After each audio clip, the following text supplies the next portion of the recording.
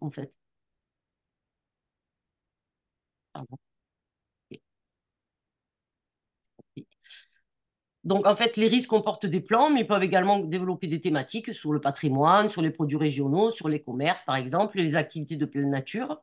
Ils peuvent répondre aux besoins d'information, justement, des prestataires qui ne peuvent pas bénéficier de la CIL. Ça aussi, on le verra ultérieurement. Et ils constituent une source d'information fine indispensable en complément du jalonnement routier et de la CIL. Donc, c'est un autre outil pour signaler les services des communes. Ah, voilà. Voilà.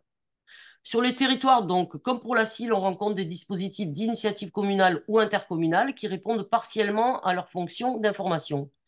Le principal défaut fonctionnel donc, qui a été constaté est leur positionnement. En effet, les emplacements ne sont pas toujours des plus judicieux au regard du comportement de conduite des usagers. En fait, voilà, il faut que l'usager qui consulte ces panneaux soit en sécurité, donc qu'on ait la possibilité de garer son véhicule et ensuite de le consulter en toute sécurité, ce qui n'est pas toujours le cas, parce qu'il y en a qui sont en bord de route sans trottoir, et donc voilà, on les voit en passant, mais ils ne sont jamais consultés. Donc, l'expérience, justement, montre que ces dispositifs nécessitent des conditions très rigoureuses dans la mise en œuvre pour rendre le service que l'on est en droit d'en attendre au regard de l'investissement qu'ils représentent.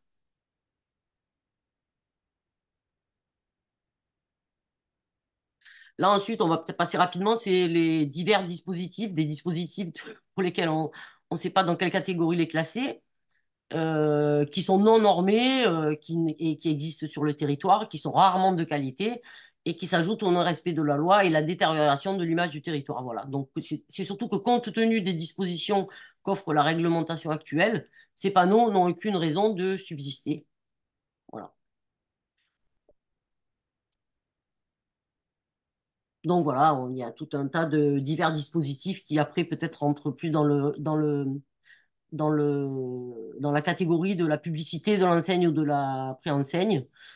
Et certains, en fait, qui sont non identifiables et qui accentuent ce sentiment d'environnement dégradé. Vous voyez, il y a des panneaux qui devraient être déposés parce qu'ils sont dans un état déplorable et illisible, en fait. Alors, pour les entrées de territoire, d'une façon générale, la réglementation ne prévoit aucun dispositif pour signaler les entrées des intercommunalités. Alors, ça se fait souvent sous le panneau de la commune de mettre communauté de communes, des Combrailles, ou etc. Voilà. Donc, ça, par contre, ça n'est pas prévu par la loi. Seules les entrées des départements et de régions bénéficient de panneaux normés, ce qu'on peut voir là, les panneaux bleus, même si de nombreux départements ont opté pour des dispositifs non normés, mais plus communicants. Voilà, le département de la Corrèze, bienvenue dans l'Allier, c'est plus communicant, mais ce n'est pas des panneaux normés au code de la route. Normalement, ils n'ont rien à faire en bord de route.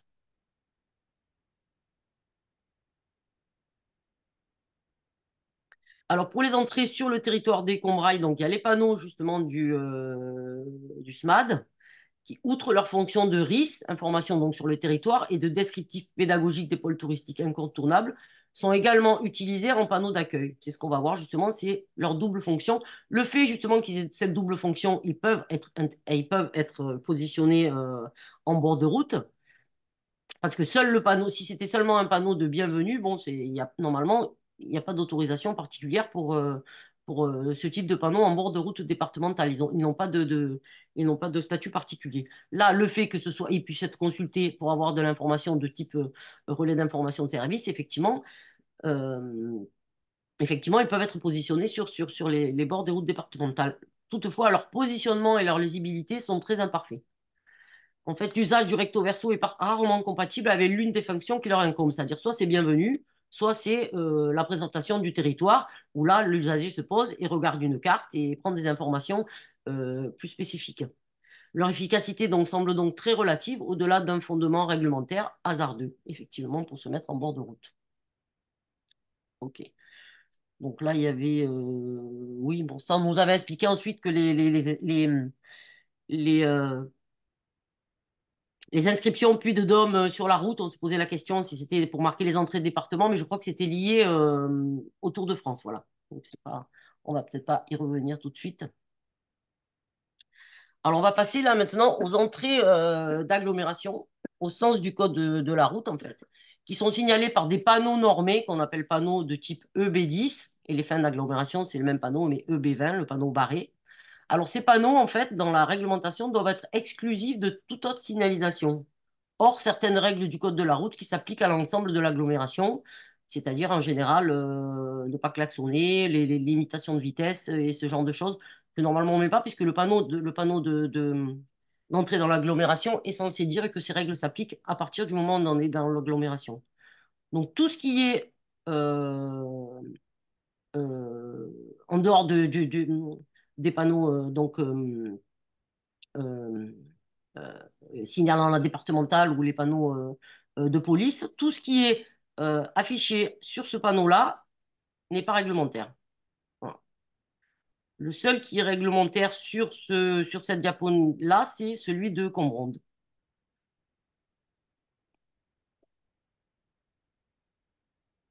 Donc, sur le territoire, on constate que nombreux de ces panneaux ne respectent pas cette règle, avec toutes sortes effectivement d'informations, notamment justement ce dont on parlait précédemment, les panneaux d'appartenance à la communauté de communes. Et outre les panneaux officiels, on constate également un besoin de communiquer sur l'offre de la commune au travers de panneaux non normés, dont certains présentent un aspect contre-productif. Alors, il y a des solutions, il y a des panneaux de ce type, bienvenue avec commerce, artisanat, etc. Toutefois, ils doivent être positionnés en agglomération, pas hors agglomération. On verra qu'effectivement, il y a des possibilités pour répondre à ces problèmes de présentation, j'allais dire un petit peu de, de l'offre intercommunale en matière de services et de commerce, mais bon, ça ne peut pas se faire de cette façon-là. Donc, ce besoin légitime, justement, des communes de communiquer sur leur offre ne peut être solutionné par ces dispositifs non réglementaires. Certains sont situés notamment à hors agglomération et surtout, en plus d'être non réglementaires, ils sont surtout très peu qualitatifs. Donc là aussi, c'est une façon de véhiculer l'image de la commune et je pense que, par exemple, quand on voit ce type de panneau, le panneau de Pogibaud qui est quand même dans un état un petit peu en mauvais état, bon, c'est peut-être pas, l'intérêt n'est peut-être pas atteint. Donc voilà pour le volet sur la signalisation routière. Ensuite, on va passer rapidement sur le volet de l'affichage publicitaire. Alors en fait, l'affichage publicitaire qui est régi par le Code de l'environnement et qui concerne donc les enseignes, les préenseignes, la publicité et tout ce qu'on appelle préenseigne temporaire également. Donc, alors, pour rappel, en France, toute publicité est interdite hors agglomération.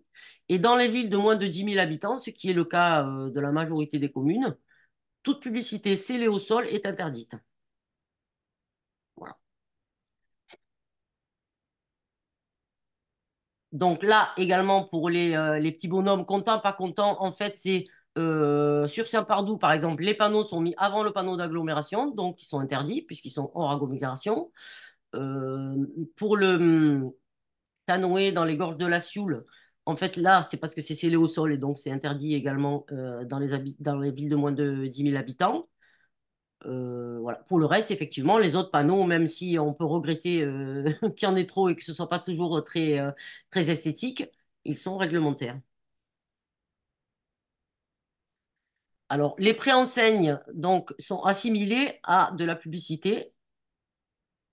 Et hors agglomération, ces dispositifs dérogatoires signalant la proximité d'une activité ont longtemps constitué des verrues dans les paysages. En fait, c'est ça. Quand on arrive dans des communes, souvent, il y a un étalage de ces petits panneaux pour signaler la proximité d'une activité, que ce soit camping, hôtel, restaurant, garage, que sais-je, pharmacie, voilà. Donc, il faut savoir que depuis justement les nouvelles règles et le Grenelle 2, la majorité de ces panneaux, là en l'occurrence tous, ne sont plus réglementaires. Depuis donc justement cette refonte du Code de l'environnement en 2010 et la date butoir d'application du 15 juillet 2015, ces panneaux ne bénéficient plus d'une dérogation et seules trois activités peuvent encore les utiliser. Donc les produits régionaux, produits et vendus sur place avec un caractère spécifique à la région, par exemple les fromages d'Auvergne, il y a la possibilité de les signaler. Les sites ou monuments ouverts à la visite, classés ou inscrits à l'inventaire des monuments historiques, qui ont aussi le droit de les utiliser, mais qui en général ne les utilisent pas parce qu'ils sont signalés par la directionnelle en général, et bon, c'est largement suffisant. Et les activités culturelles, musées, théâtres, cinéma, etc. Donc effectivement, tout ce qui est présent sur cette diapo, n'est pas réglementé, tout est hors réglementation et donc devrait être supprimé.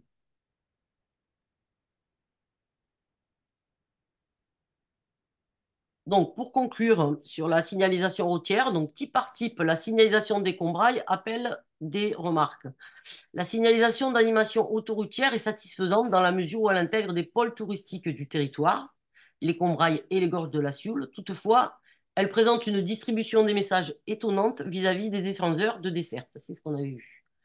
La signalisation d'informations culturelles et touristiques, peu présente sur le réseau routier départemental, ne reflète pas vraiment le potentiel des Combrailles. Le cas isolé de la station thermale de Châteauneuf-les-Bains, surreprésenté, est l'arbre qui cache la forêt.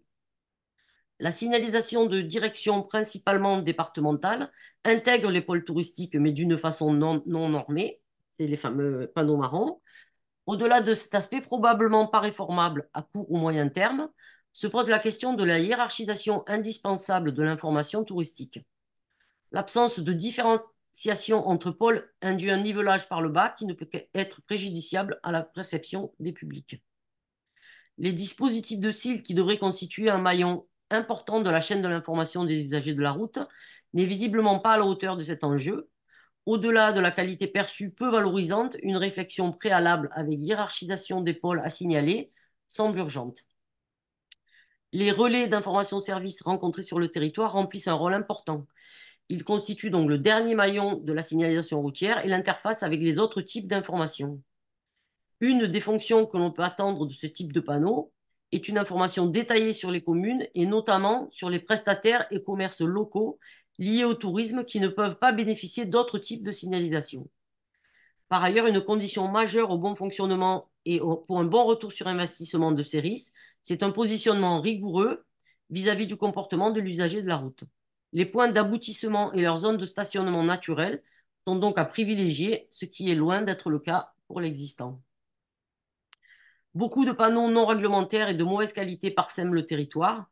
Sans caractère de gravité, cet état de fait impacte sensiblement l'image de qualité environnementale du territoire des Combrailles. Les dispositions réglementaires actuelles sont parfaitement en mesure de corriger ces dysfonctionnements.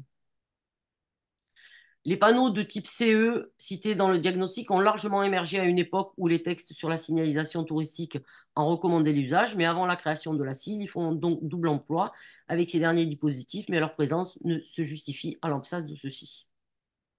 Donc les entrées sur le territoire des Combrailles se font soit en intra-départemental, soit en pénétrant en même temps dans le département. Dans les deux cas, les panneaux du SMAD Combrailles ont été disposés de façon quasi systématique. Là encore, le positionnement et la lisibilité sont très perfectibles et on peut se demander si ces dispositifs sont adaptés à la fonction qui leur incombe. Comme indiqué plus haut, cette disposition n'est pas prévue par les textes réglementaires et ces panneaux jouent sur l'équivoque entre panneaux d'accueil visibles de la route et un pseudo-statut de risque que leur positionnement rend souvent inopérant. Un risque n'est pas destiné aux automobilistes qui roulent, mais à ceux qui se sont arrêtés pour le consulter. Donc, à vouloir remplir des rôles si différents, on ne les remplit pas vraiment. Une réflexion sur cet aspect sera menée afin de répondre aux objectifs dans le respect des règles, mais surtout dans une recherche d'efficacité. On constate également que les entrées d'agglomération sont des lieux de concentration du besoin d'affichage. Ce dernier est malheureusement rarement traité de façon optimale. Les dispositifs les plus hétéroclites fleurissent et rarement pour le meilleur. Le résultat peut être inverse à l'objectif recherché. Là encore, des solutions existent pour répondre à cet enjeu dans le respect des règles et dans un souci qualitatif. L'affichage publicitaire ne devrait pas apparaître dans un tel diagnostic. Pourtant, la présence de nombreux dispositifs impacte sensiblement la perception de l'usager de la route et donc des visiteurs. Beaucoup de ces dispositifs sont illégaux et il revenait jusqu'alors au service de l'État de les faire disparaître. La loi vient de changer, effectivement, je crois que Sébastien en a parlé également tout à l'heure, et à partir du 1er janvier 2024, ce sont les intercommunalités qui sont responsables de l'application du Code de l'environnement. Cette charge nouvelle aura des répercussions fortes sur la préservation des paysages. Voilà pour la partie routière. Juste Oui, pour rectifier votre propos, ce sont les communes qui sont responsables et elles avaient la possibilité de le déléguer à la communauté de communes si elles le souhaitaient. Et il fallait une certaine proportion de communes pour que la Comcom prenne les compétences, en fait. Et c'est bien les communes qui ont la responsabilité maintenant. alors ça, je, je vous contredirai pas. Mais je pensais que c'était les intercommunalités à partir du moment où elles avaient cette fonction. Enfin, c'est ce qui me semblait, quoi, en fait. Que les communes dédiées, euh, je pensais que c'était les intercommunalités. Ça peut dépendre aussi du nombre d'habitants. C'est plus complexe, mais on précisera, vu que c'est tout récent, on précisera plus précisément quand on aura tous les éléments de Ok. réponse. Mais c'est pas forcément les communautés de communes. Ben, je crois que disons que les communes qui ne veulent pas avoir cette responsabilité, qui effectivement est quand même un peu lourde, si elles s'en déchargent sur les intercommunalités, le président là de l'EPCI ne peut pas refuser cette charge. En fait, c'est ça, je crois. Bon, écoutez, on en reparlera avec Monsieur Moulin qui est plus au courant que moi de cette partie-là. Alors, pour la signalétique piétonne, on va faire rapidement. Donc, la signalétique piétonne, là, à l'inverse de la signalisation routière, donc c'est un ensemble d'outils destinés à orienter et renseigner les usagers d'un site à l'aide d'informations synthétiques en vue d'en favoriser la découverte et la compréhension. Donc, il n'y a pas de réglementation spécifique, mais en secteur sauvegardé, sur monuments classés ou inscrits dans les espaces naturels sensibles, etc., il y a une obligation de respecter les règles de protection et de gestion de ce site, normalement en demandant l'avis de l'ABF. Alors, dans la signalisation piétonne, donc nous, les RIS, on appelle ça les panneaux d'accueil et d'information. Donc, il y en a différents types de panneaux d'accueil et d'information, deux types RIS hein, qu'on a vu avec la signalisation routière qui se rencontrent sur le territoire en général. Donc, les visuels s'articulent autour d'un plan du territoire, soit la commune, soit le PCI, soit le territoire du SMAT des Combrailles, là, en l'occurrence, accompagné d'un répertoire des rues pour les risques des communes notamment, d'une liste des communes pour les risques des combrailles et de photos ou d'illustrations qui incitent à la découverte du territoire. À noter donc pour le risque des combrailles, la signature gravée dans le bois indique sous les combrailles qu'il y a une unité territoriale que l'on ne retrouve plus. Mais bon, éventuellement, ça va être modifié, donc c'est pas grave, c'était juste pour le faire remarquer. Et ce mobilier, nous, le problème principal qui nous semblait important, c'est qu'il joue en fait un double rôle et il s'adresse à la fois aux automobilistes et aux piétons. Pour signaler l'entrée sur le territoire, donc le message de bienvenue, qui peut être lu effectivement rapidement en voiture, et sur le recto, sur le verso, la présentation de l'offre de découverte avec une cartographie, des photos et justement la liste des communes. Et là, en l'occurrence, ça s'adresse aux piétons parce qu'en voiture, c'est même pas la peine. Hein. Donc le mobilier quand même qui est très imposant et qui se voit de loin, mais il est toutefois nécessaire de s'approcher pour en saisir les messages et les emplacements ne sont pas toujours adaptés à cette consultation à pied. Donc nous, ce qu'on préconise et sur quoi on va réfléchir, en fait, c'est peut-être de dédier un mobilier au signalement des entrées sur le territoire, avec un message concis et très visuel à destination des automobilistes, et un autre dispositif, lui, différent, consacré à la présentation plus détaillée du territoire, commune, intercommunalité ou combraille, destiné aux piétons. Donc faire la différenciation entre les deux dispositifs. Alors là, c'est un certain nombre de panneaux qui ont été repérés sur votre territoire. Donc les supports sont majoritairement en bois et sont en général en bon état. Mais certains panneaux, par contre, dans un état avancé de vétusté, sont totalement illisibles et mériteraient d'être remplacés. Les visuels, notamment, en fait, montrent les signes de leur ancienneté ou d'un mauvais choix matériel. Donc voilà d'autres exemples où les emplacements ne semblent pas toujours judicieux. À Pionçon, en plus, il y en a deux, par exemple, qui se font face. Donc bon, on ne comprend pas trop l'intérêt d'en avoir deux à si peu d'intervalle. Il y a aussi l'information fournie qui doit inciter normalement et inviter à la découverte, n'est pas toujours très pertinente. Donc voilà les principaux défauts. Alors, et c'est sur ce type de panneau, justement, où apparaissent les anciennes intercommunalités, avec des chartes, visiblement, qui ont été déployées, donc qui ont été déployées et bien, bien déployées, qui maintenant, effectivement, nécessitent une mise à jour, vu que les territoires ne sont plus les mêmes, que l'intercommunalité n'est pas la même. Donc là, c'est par exemple la charte de l'ancienne communauté de communes Sioule-Chavanon, et en dessous, la charte de la communauté de communes Pont-Gibaud, Sioule et Volcan, sur lequel donc les communes de ces communautés de communes ont été équipées de panneaux du même type. Il y a une autre charte qui est apparue, c'est la charte de la communauté de communes du pays de Mena, avec donc des contenus qui nécessitent forcément une mise à jour, ne serait-ce que concernant le nouveau découpage territorial. Quoi qu'il en soit, certains panneaux sont illisibles et ne remplissent plus leur fonction de valorisation et portent préjudice à l'image du territoire. C'est ce qu'on peut voir sur les photos sur la droite.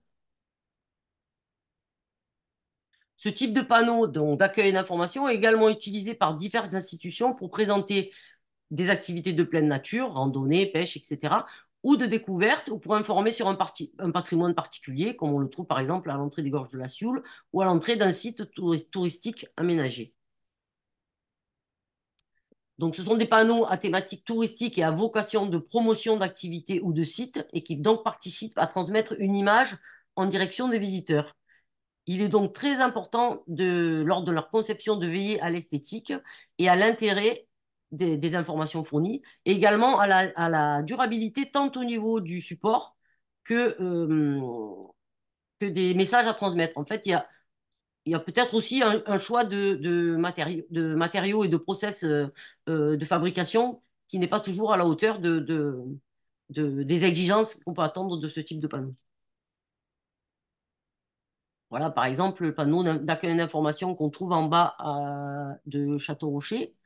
Donc, c'est parce que ce type de mobilier se rencontre aussi au départ de circuits de découverte et à l'entrée de sites patrimoniaux. Voilà, pour expliquer comment fonctionne le site et comment s'y rendre, etc. Bon, là aussi, vous voyez le panneau là, du Château-Rocher, sur un côté, il est déchiré. Enfin, bon, voilà, c'est des panneaux qui doivent être, qui mériteraient d'être, au moins les visuels, en tout cas, d'être refabriqués. Donc, à but de découverte et de valorisation touristique et patrimoniale, ces mobiliers contribuent à véhiculer l'image d'un territoire ou d'un patrimoine. Et donc, il est donc nécessaire de veiller à l'esthétique des supports, à l'état et la lisibilité des contenus. Donc, de nombreux dispositifs dans un très mauvais état portent préjudice à l'objet de ce qu'ils sont censés valoriser.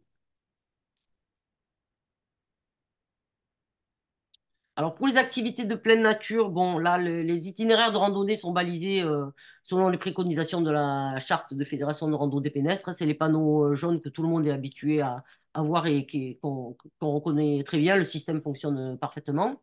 Les chemins intégrés au PDIPR bénéficient des outils de l'ancienne charte départementale, qu'on va voir détailler les pages suivantes.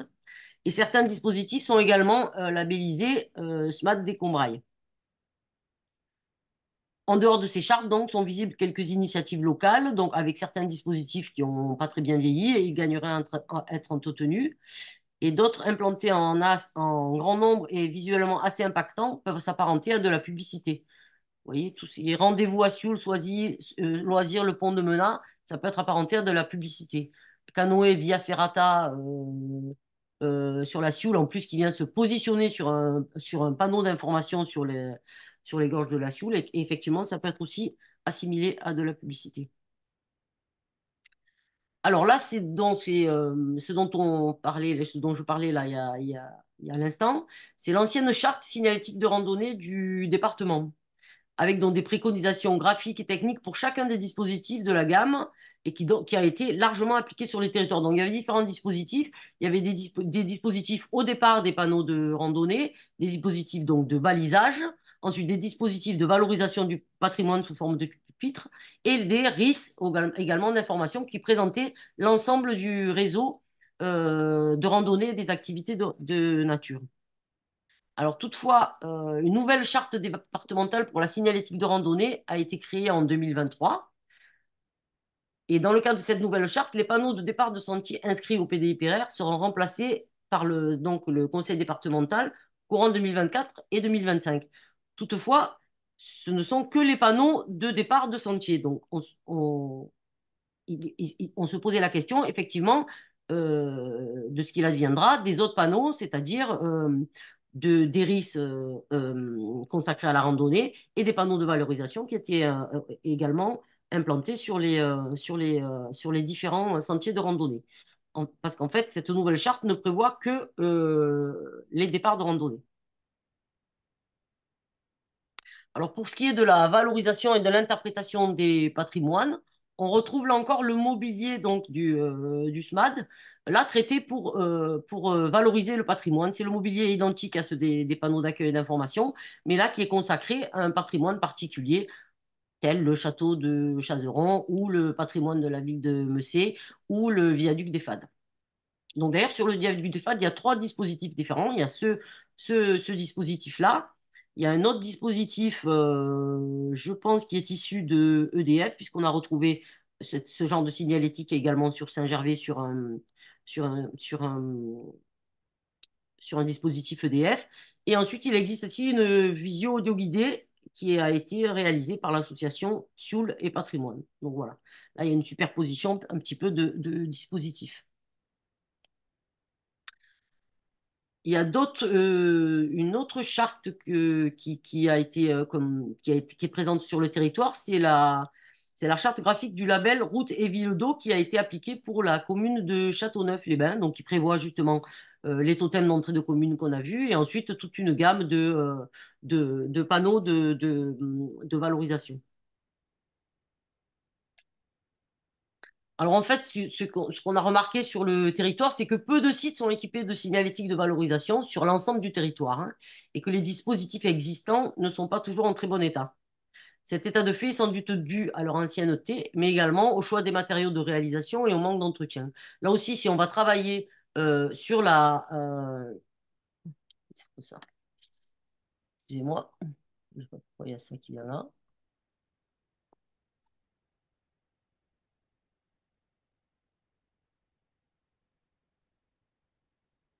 Voilà, c'est revenu à la normale.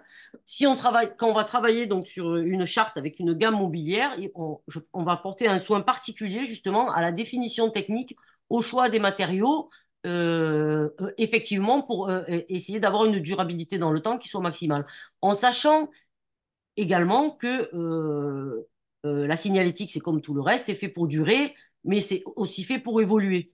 Ne serait-ce que, par exemple, là, vous voyez les EPCI qui changent, les logos qui changent, les contenus qui peuvent changer, les territoires, etc. Donc, bon, en général, on part sur une durabilité de 10 ans et on se dit que c'est déjà pas mal si ça dure au moins 10 ans.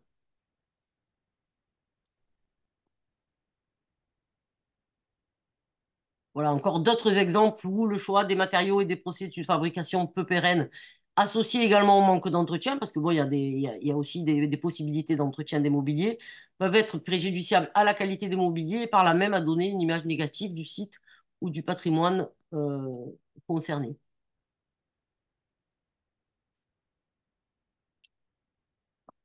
Là, en l'occurrence, un site que nous avons trouvé, nous, qui était particulièrement bien traité au niveau de la signalétique de façon originale, c'est le chemin Fézard à Chappe de Beaufort, qui est un parcours de découverte artistique très original, jalonné de sculptures monumentales en pierre de lave.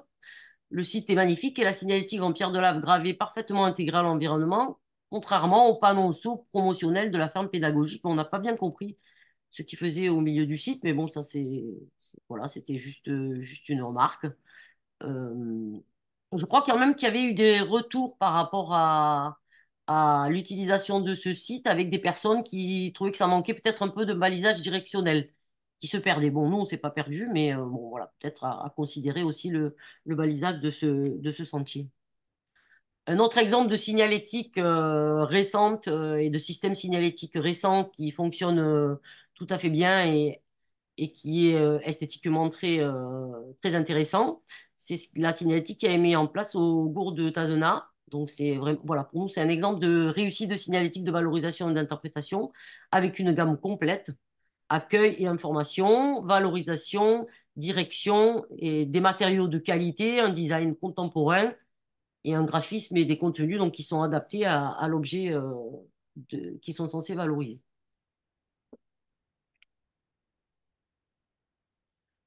Ensuite, là, on va prendre peut-être quelques exemples, notamment des sites qui sont classés aux monuments historiques. Alors là, on est sur la chartreuse de Port-Sainte-Marie. Donc en fait, c'est un site classé magnifique qui est niché dans un massif arboré et qui propose une découverte historique et pédagogique, agrémentée d'une signalétique didactique en lave émaillée et de dispositifs en direction du jeune public. Alors en fait, notre ressenti, c'est que ces aménagements ne manquent pas d'intérêt et sont toutefois très nombreux, très visibles pour certains et ont un impact non négligeable sur l'environnement naturel et la beauté du site. Voilà, vous le voyez sur les photos, en fait, il y a des sites qui ne sont pas du tout équipés. Et là, par contre, il y a pléthore d'équipements, peut-être un peu trop. Mais bon. Notre site, donc, à Montaigu, en Combraille, là, c'est l'inverse, en fait. C'est la commune qui est riche d'un nombre important de bâtiments classés monuments historiques. Et l'exemple parlant d'une valorisation qui n'est pas toujours à la hauteur du patrimoine concerné. Les dispositifs divers et variés ont souvent mal vieilli. L'aspect qualitatif, donc, qui doit sous-tendre à tout projet de valorisation patrimoniale et sa durabilité dans le temps, nécessite un entretien des sites et des dispositifs d'interprétation, un nettoyage, voire un remplacement des visuels devenus peu lisibles ou qui parfois font défaut.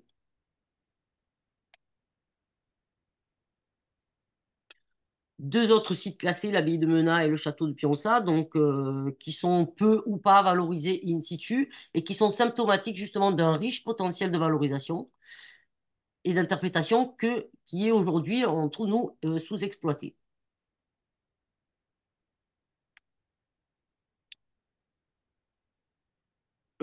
Sur Château-Rocher, donc à Saint-Rémy-de-Blos. Donc, le site a fait l'objet en 2018 de travaux importants de mise en sécurité et d'aménagement paysager et d'accueil au public. Donc, la signalétique et les aménagements sont un exemple réussi, là encore, d'invitation à la découverte et à la compréhension du patrimoine. Attention toutefois à la qualité et la pérennité des réalisations, dont ces équipements qui sont relativement récents montrent déjà des traces de vieillissement et notamment les plaques. Donc, dans le belvédère que vous voyez en bas, il y avait un abécédaire qui semblait intéressant.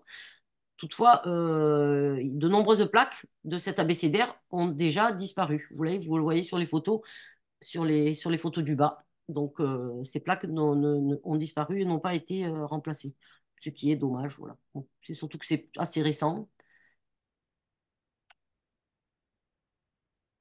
Une autre charte qui était présente sur le site, c'est donc la charte du conseil départemental pour les espaces naturels sensibles, qu'on a trouvé appliqué sur l'espace naturel sensible Butte et Marais de Saint-Pierre-le-Chastel, où a été ménagé un cheminement de découverte avec platelage en bois. Donc ça, c'est géré de toute façon par le département, mais bon, ça fait partie des dispositifs de valorisation. Une autre thématique qui est largement traitée sur le territoire, qui est une thématique transversale, donc avec des sites qui sont signalés et valorisés selon une charte commune, que vous voyez sur les images là aussi, sur l'ensemble du territoire, et un circuit en forêt sur un haut lieu de la résistance française, le maquis Nestor Perret. Donc c'est donc la thématique de la résistance qui effectivement, pour le coup là, est globalement bien traitée sur l'ensemble du territoire.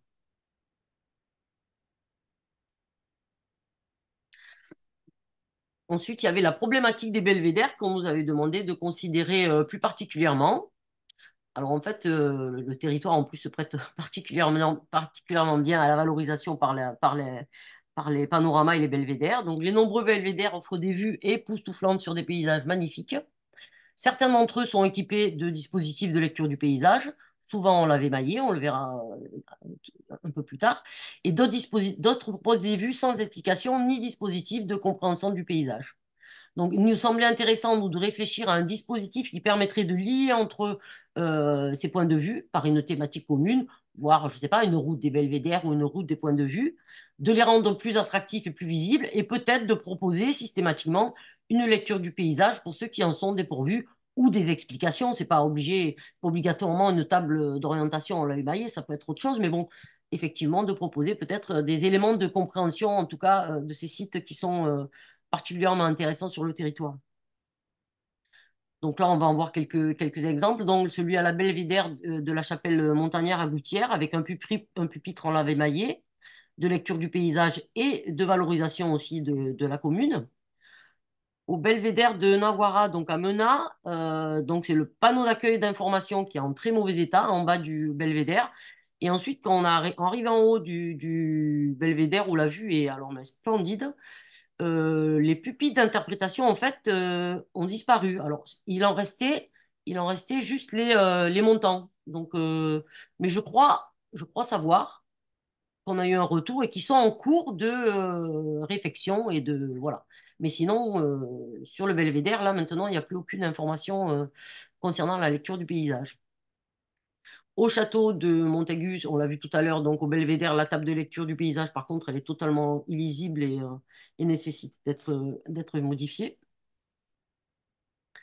À Saint-Pierre-le-Chastel, là aussi, un panorama exceptionnel, hein, vraiment à 360 degrés, vraiment magnifique. Donc, il y a une seule table en lavé maillé qui est un petit peu endommagée. Donc, à voir si à compléter ou à modifier ou ce genre de choses.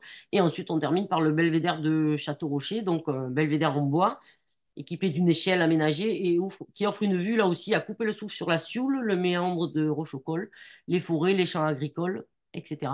Là aussi, quelques clés de compréhension sur l'évolution du paysage sont fournies à l'extérieur du belvédère. Et mais pas plus, voilà. Il n'y a pas spécialement de lecture là non plus ou de compréhension du paysage. Bon, après, on n'est pas obligé à chaque fois de donner des explications détaillées, mais bon, quelques clés de compréhension sont les bienvenues. Pour le belvédère et le panorama donc, du méandre de Cueil, en fait, il y a deux points de vue. En fait. Il y a euh, un qui est signalé panorama et ensuite sur le méandre directement. Aucun de ces deux points de vue ne sont équipés de dispositifs de lecture ou d'interprétation du paysage en dehors du panneau du SMAD des Combrailles.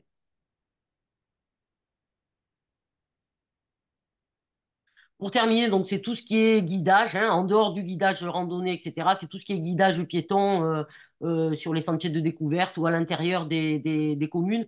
Bon, c'est à l'image de l'ensemble de la signalétique présente sur le territoire. Bon, cette signalétique dédiée au guidage est diverse et variée et à quelques exceptions près, souvent vétuste et bon, avec une impression un peu de bricolé, quoi. Voilà, ça, un petit peu bricolage.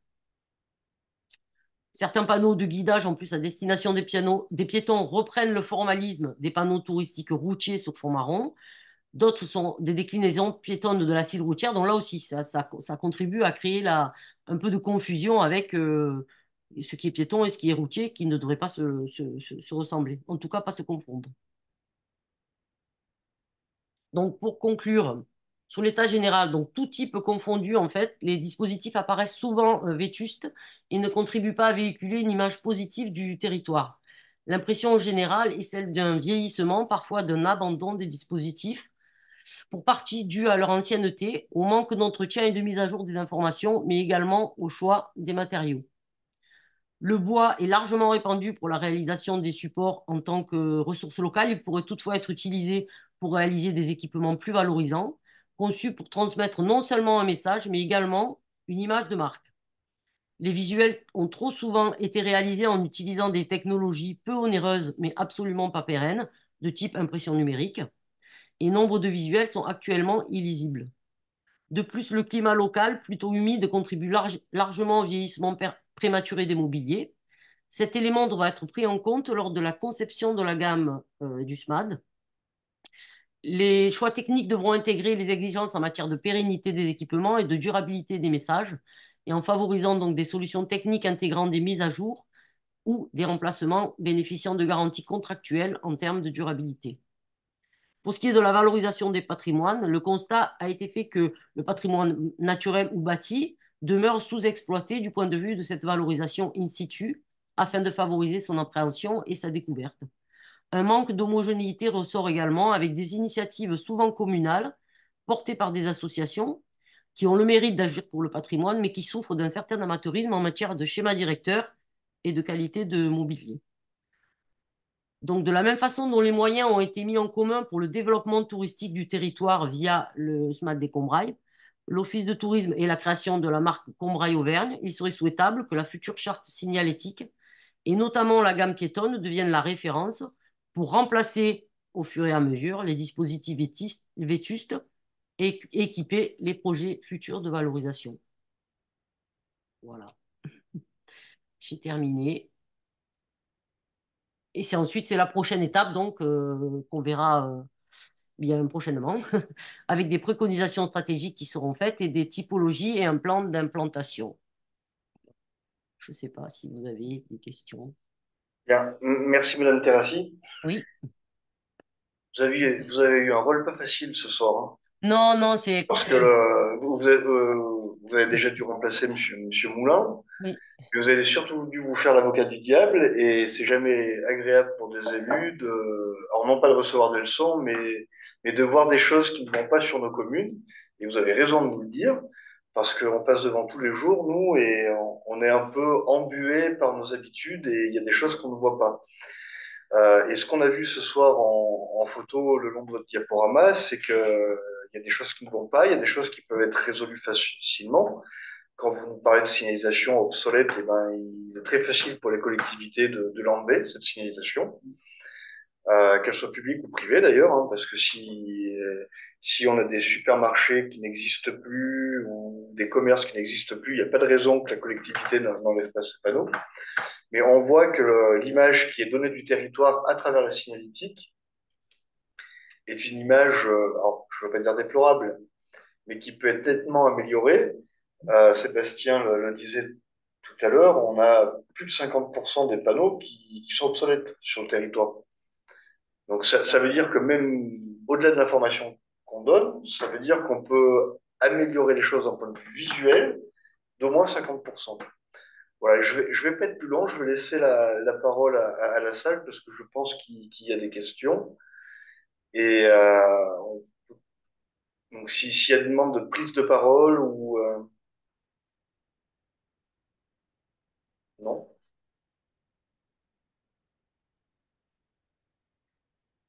tout le monde est scotché si je comprends bien. Alors, ce qui va être intéressant, c'est la suite qui va être donnée à ce diagnostic, hein, en sachant que tout ce qui a pu être dit ce soir ressort dans le SADI. Vous savez que l'Office de tourisme, tous les 5 ans, a l'obligation de revoir son schéma d'accueil et de diffusion de l'information. Ce travail est en co-réalisation par Jean-Luc Boulin, qui a commencé également à faire le tour du territoire, et on voit que ben, les flux de circulation sur lesquels il a pu passer, il ressort exactement les mêmes problématiques, l'image d'un territoire vieillissant avec une signalétique souvent obsolète. Donc ce qu'on dit ce soir, c'est pas du flanc, quoi, entre guillemets. C'est on peut améliorer les choses assez facilement et ce travail il peut être fait collectivement par l'ensemble des collectivités, que ce soit petites communes ou communes. Voilà. Euh, on a une demande de prise de parole. Sylvain Lelièvre, président de l'Office de tourisme. Oui, bonsoir à tous et toutes. Vous m'entendez? oui, Oui, très bien, Sylvain. Voilà, c'est le travail qui a été fait là, met bien en évidence ce qu'on répète depuis quelques mois maintenant, c'est que le tourisme et l'accueil des touristes sur le territoire, c'est l'affaire de tous, hein. Donc, ce n'est pas uniquement l'affaire de l'Office de tourisme, c'est aussi l'affaire des collectivités, voire des commerçants, des restaurateurs, voilà, tous ces gens qui participent à donner de l'information, à diffuser de l'information et à ne pas perdre les touristes, hein, je note bien ce qui a été dit tout à l'heure, trop d'informations et trop de mauvaises informations tue l'information. Voilà, donc je voulais insister là-dessus, c'est vraiment l'affaire de tous et il faut absolument que l'ensemble des communes et des communautés de communes s'impliquent dans cet accueil des touristes sur le territoire.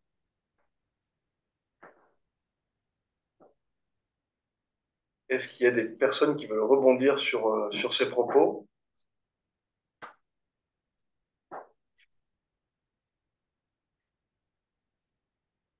Non? Pas de petite main qui se lève. Alors, je sais pas, faut aller dans quelle icône normalement, Grégory, pour peut-être rappeler un peu la règle. Oui. Donc c'est en bas, là, sur la petite barre des tâches qu'il y a en bas de l'écran, où il y a la possibilité d'avoir des réactions avec une petite main qui se lève.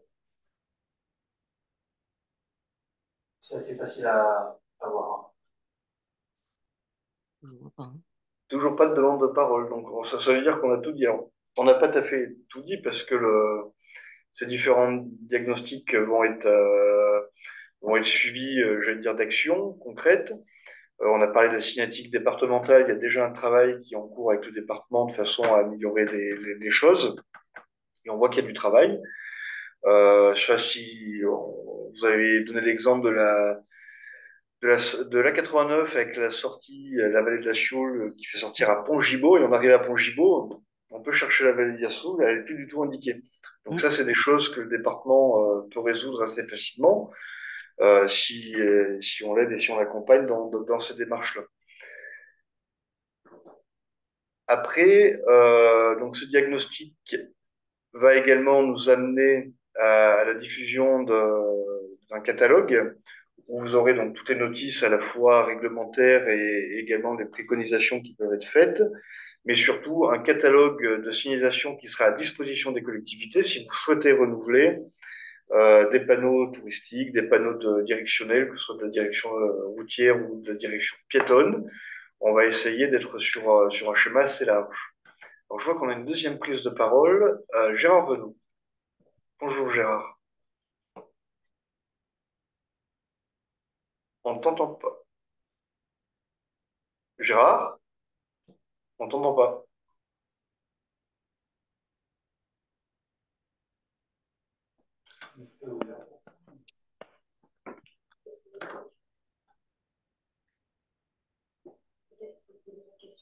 Ouais, Gérard, on ne t'entend pas, donc si tu auras un problème de micro.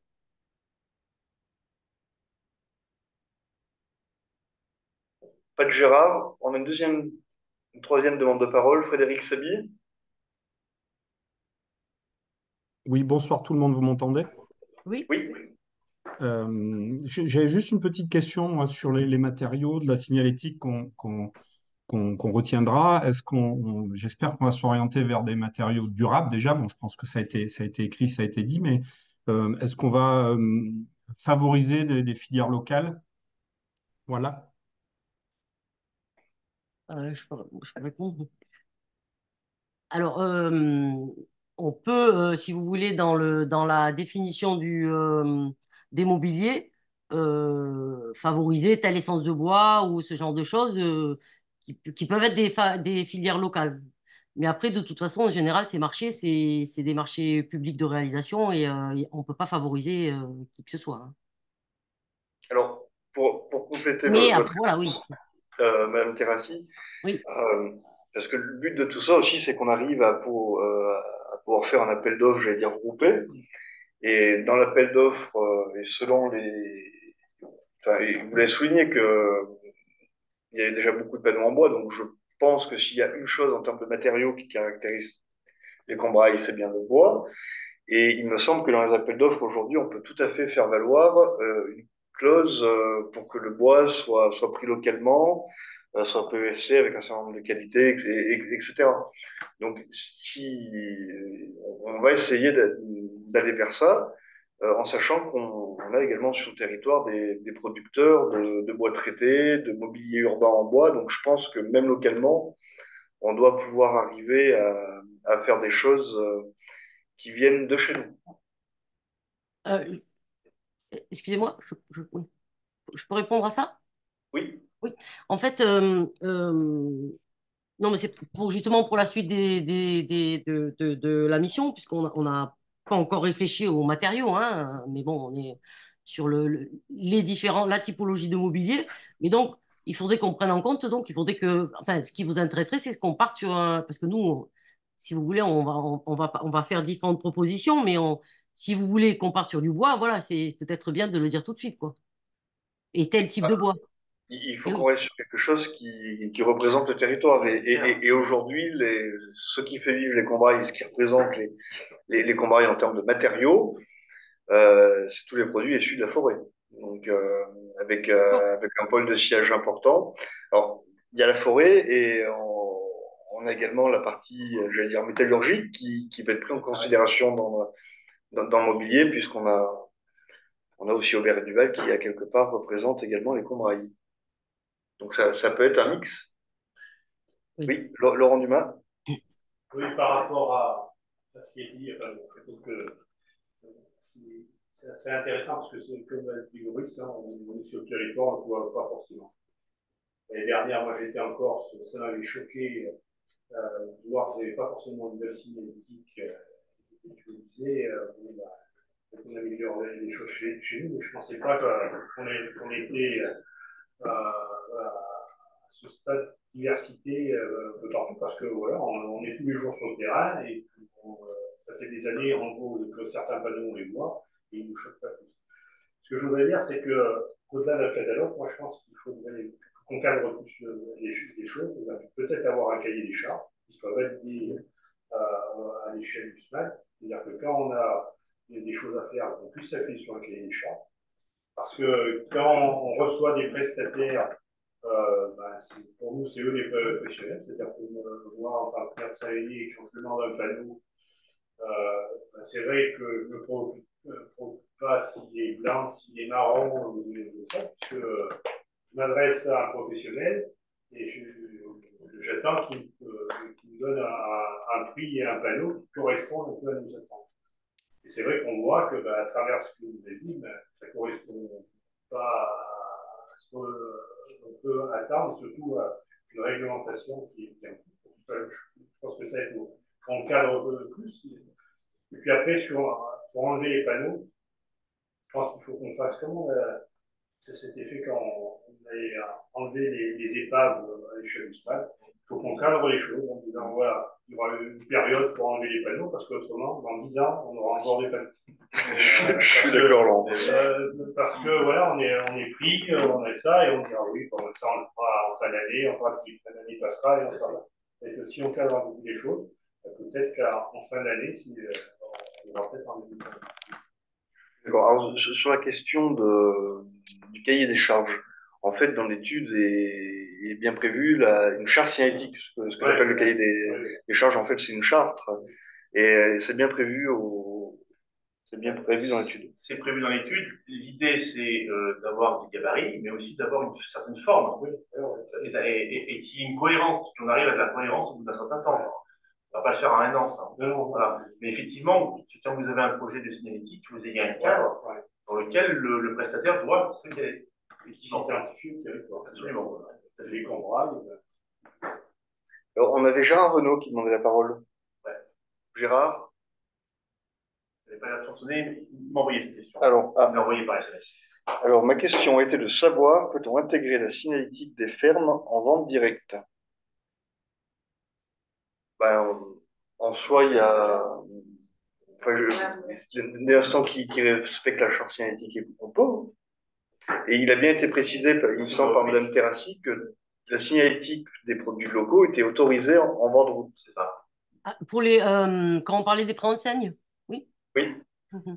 Avec des formats, des informations particulières, et voilà, hein, là aussi, ça aussi, on le verra après plus précisément.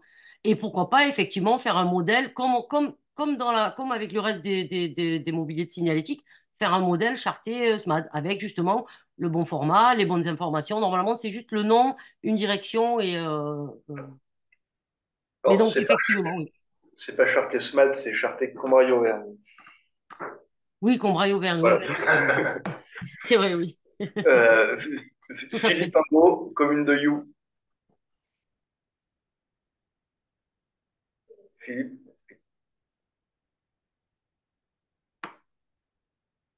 On t'entend pas, Philippe. Oui, on te voit. Je peux prendre la parole? Oui, oui, c'est bon. Vas-y.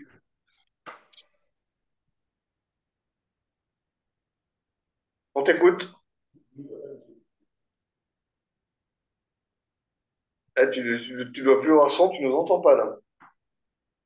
C'est bon.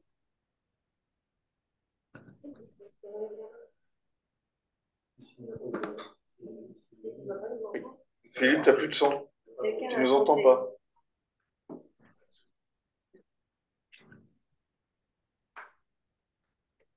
Vous m'entendez? Oui. Oui.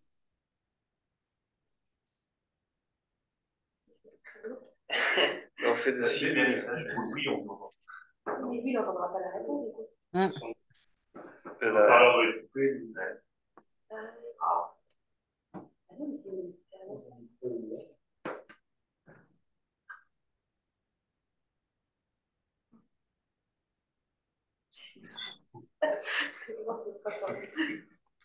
je vais lui envoyer un message.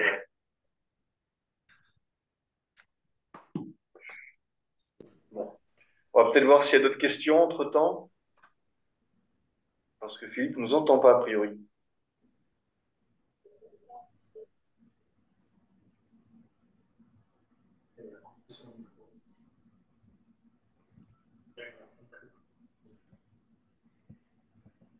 Là. Est-ce qu'il y a d'autres questions? Le temps que Philippe résout ses problèmes techniques. Est-ce que vous m'entendez? Oui. Oui, oui, Ah, oui. parce que je ne sais pas si je peux prendre la parole, je vous entendais très mal. Moi, j'ai juste une question pour avoir une précision par la suite. Euh, donc, on est bien tous d'accord, je pense, là, que on en a souvent parlé euh, pour transformer sur place les exploitations de bois. Je pense que là, on est unanime, mais est-ce que il y a des normes particulières pour les matériaux, sachant que les panneaux, ben, il y a des panneaux fond marron, des panneaux fond blanc. Enfin bon, vous nous avez décrit tout ça et ça serait pour savoir si, euh, pour connaître réellement les normes et pour pas, par exemple, dans 2 ans, que les panneaux réalisés par les communes ou par les Comcom deviennent obsolètes et tout ça, ça a un coût. Donc, bon, est-ce que donc, c'est à Madame qui représente Alliance. Ah, je pose la question, est-ce qu'il y a des normes en cours qui sont déjà en vigueur? Euh, par rapport à la signalisation routière par rapport à la signalisation? Non, non, par rapport à la signalisation, par exemple, pour les sites, la signalisation que nous avons parlé, pour la faire en bois. Voilà, Euh, non, il n'y a pas de normes particulières, non? d'accord, c'est bon. Il n'y a pas forcément de normes particulières. Après, c'est à nous, quand on va mettre en place les gabarits et choisir les matériaux, de choisir des matériaux durables et des matériaux qui vont durer dans le temps, mais également des supports de communication qui seront facilement enfin, où la mise à jour sera facile. Donc, est-ce que ça sera sur le système de liner? Est-ce que ça sera des panneaux qui pourront s'enlever plus facilement? Là, après, c'est à nous de réfléchir quand on va mettre en place les gabarits à la fois des matériaux locaux, des matériaux durables qui pourront mettre en place une mise à jour facile.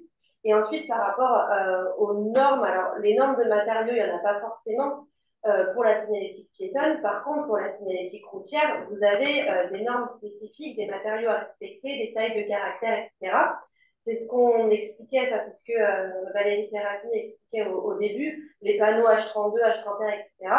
Et à savoir que à la fin de ce travail sur la signalétique touristique, sera produit un livret au début qui aura un volet juridique pour vous expliquer ce que vous avez le droit de faire, de ne pas faire et sous quelle forme il faut que ces panneaux soient, notamment pour la signalétique routière, Paris, aux couleurs de la marque Combraille Vert portée par l'Office de tourisme qui pourront s'appliquer également.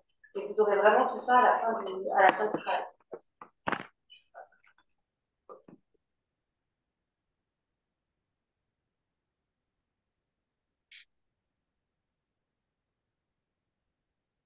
Ah, il y a Jeannette qui dit. Oui, on a Jeannette Giraud-Pialet qui a une question de Saint-Pierre-le-Chastel.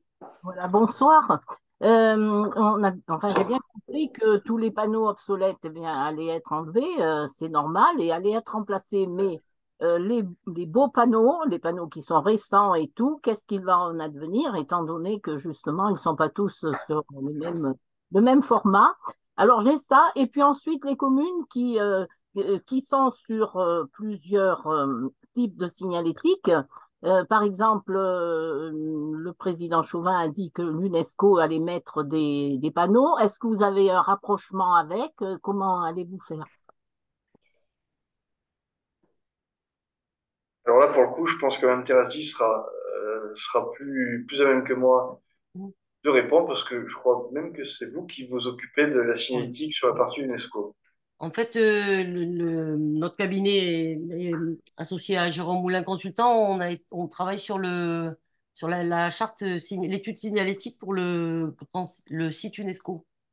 Donc, effectivement, ça tombe bien, j'allais dire, puisque tout le monde travaille un petit peu en même temps et donc avec des problématiques différentes, quoi.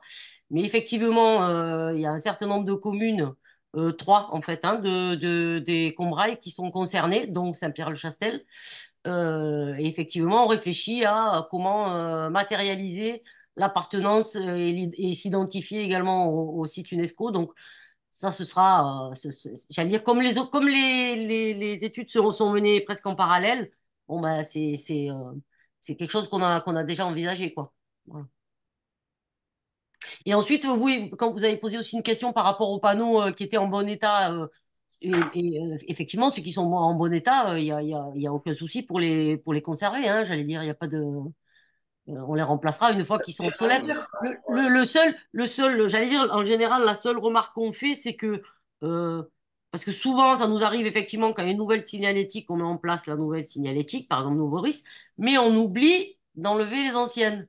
Et alors, par contre, la première chose à faire, c'est, effectivement, pendant un moment, il n'y a plus rien. Enfin, il n'y a plus rien. Bon, en même temps, des choses illisibles ou obsolètes et plus rien, c'est peut-être, bon, c'est pas très grave, quoi. Mais effectivement, par exemple, tout ce qui est RIS de communes ou intercommunaux avec des communautés de communes qui n'existent plus, etc. Ça, par exemple, ce serait bien de faire place nette et de toutes les remplacer par un dispositif neuf et à jour et en bon état. Et voilà, quoi. Mais après, bon, tout ce qui est en bon état, et il y en avait quand même. Effectivement, bien, oui, c'est normal de les conserver, je veux dire. Hein. C'est pas. Oui. Après, je pense que les choses vont se faire par étapes. Hein. On va Oui. pas tout révolutionner en une année, loin de là. Aujourd'hui, la signalétique qui peut faire l'affaire, qui est propre, qui est présentable, qui est acceptable et qui visuellement ne dégrade rien, je pense que celle-là, elle peut encore faire son effet pendant quelques temps. Je pense que sur l'année qui vient, il faut qu'on s'attache surtout à toute la signalétique qui est obsolète, qui est dégradée, et qui présente une image du territoire catastrophique, parce que ce qui est obsolète n'a peut-être pas forcément besoin d'être remplacé. Mais déjà, si on a les vieux panneaux qui sont enlevés, on a gagné quelque chose, quoi. Voilà.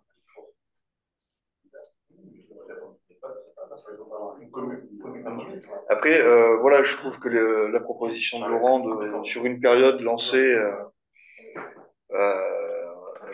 un appel aux collectivités en disant allez, on se donne 2 mois pour enlever toute cette signalétique-là, je pense que c'est tout à fait jouable.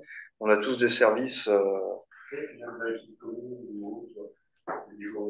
Voilà, c'est des choses qui peuvent être faites. Le parallèle avec l'enlèvement des EHPAD qu'on avait fait en 2018-2019, puis qu'on avait fait même beaucoup plus tôt, hein. Le dernier, ça date de 2018-2019, on traitait commune par commune. Et il y avait une animation qui était un peu à disposition des élus pour accompagner, déjà pour initier, et puis de voir bah, aussi. À l'époque, question d'enlever, c'était bien beau de les enlever, mais il fallait aussi les récupérer, les traiter, et puis avoir une filière de retraitement derrière, de recyclage. Ça, on peut tout à fait l'envisager. Absolument, tout à fait. La chaîne de recyclage pour les EHPAD peut encore fonctionner pour les panneaux. Oui, mais les panneaux, c'est plus simple que des EHPAD. Oui. Est-ce qu'il y a d'autres questions, d'autres observations? Alors ça, c'est la première réunion. On se reverra quand on reparlera de la charte et des propositions qui pourront être faites par Alliance Consultant. Mais ce soir, ce qu'on voulait, c'était vous faire prendre conscience de la tâche qui nous attend. Et que cette tâche, elle n'est pas vaine. C'est que derrière, on attend des retombées en termes d'image et en termes de justesse d'information. Pas d'autres demandes de parole?